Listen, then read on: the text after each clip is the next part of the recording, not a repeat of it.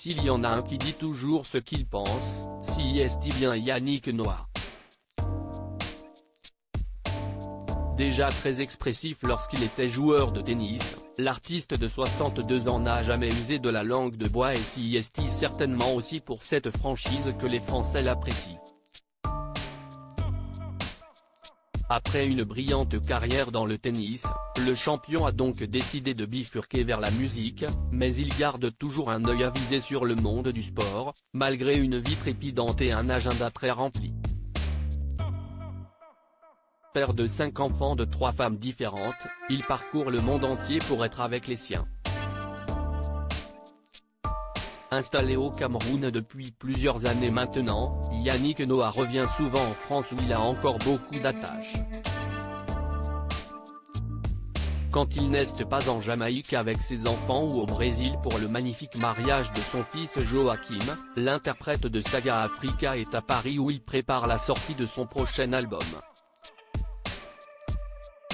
Ce week-end, il était l'invité de l'émission Europe 1 Sport pendant laquelle il a pu donner son avis sur un événement qui fait beaucoup polémique ces dernières semaines, la Coupe du monde de football au Qatar. Plusieurs mairies de grandes villes françaises, de Paris à Lille, ont indiqué qu'elles allaient boycotter la compétition en refusant d'installer des écrans géants. On en parle aujourd'hui, alors que ça fait 6 ans qu'il fallait en parler. Je me souviens en avoir parlé il y a quelques années, au début.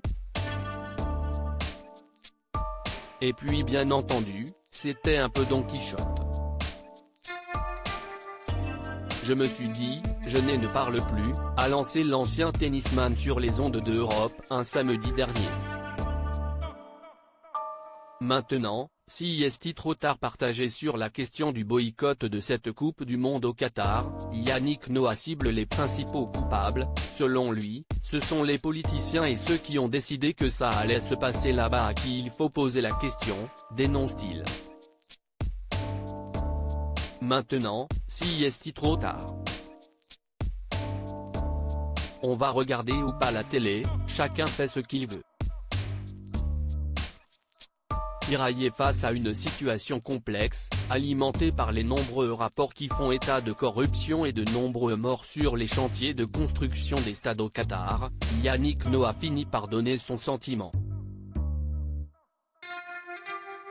Si est vrai qu'à l'intérieur de moi, il y a une espèce de malaise. Il y a un malaise. Même me mettre devant la télé, il y a un malaise, il y a quelque chose qui ne colle pas. Faire une fête dans ces conditions-là. S'interroge-t-il, avant de conclure, j'ai des souvenirs de Coupe du monde extraordinaires. Là, si est le temps qui passe j'imagine, si est l'argent tout-puissant à l'extrême. Ça me gêne.